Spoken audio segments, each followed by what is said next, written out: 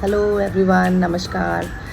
आज का मेरे व्लॉग में सिर्फ एक ट्रैवल है बिकॉज़ हम लोग डे 5 को फ्रॉम पौंडीचेरी टू बैंगलोर आ रहे थे।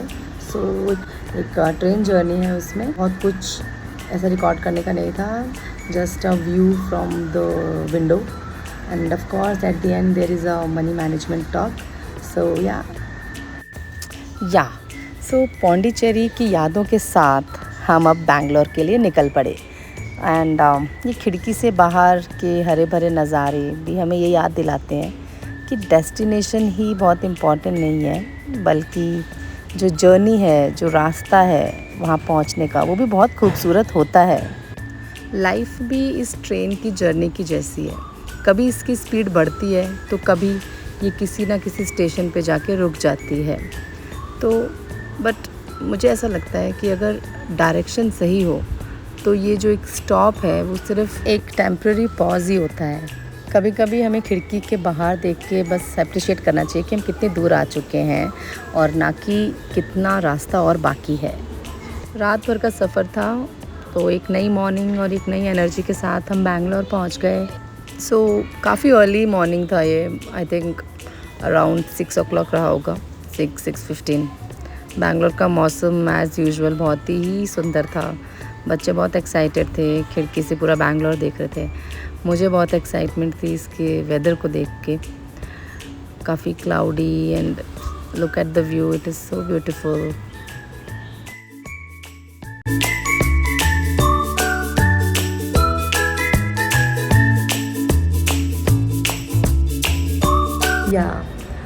Welcome to money with moments.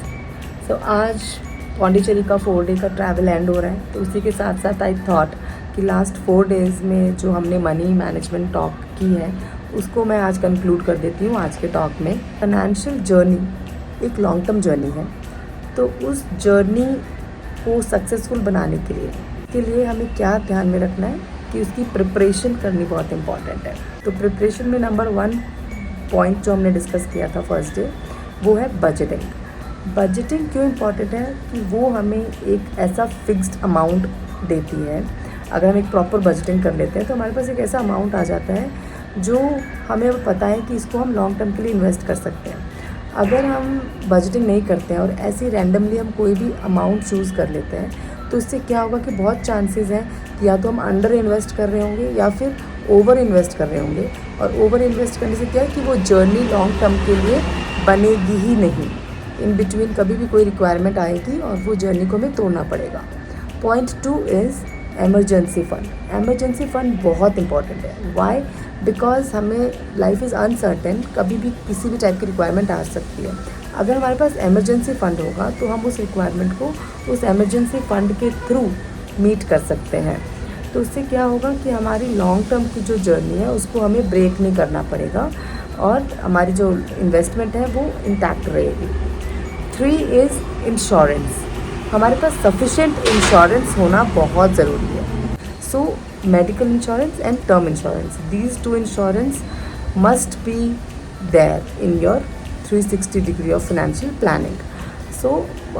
Medical insurance क्या करेगा कि इन केस कुछ भी मेडिकल इमरजेंसी आती है तो हमें हमारी फाइनेंशियल इन्वेस्टमेंट जो हमने की है फॉर लॉन्ग टर्म उसको हमें ब्रेक नहीं करनी पड़ेगी।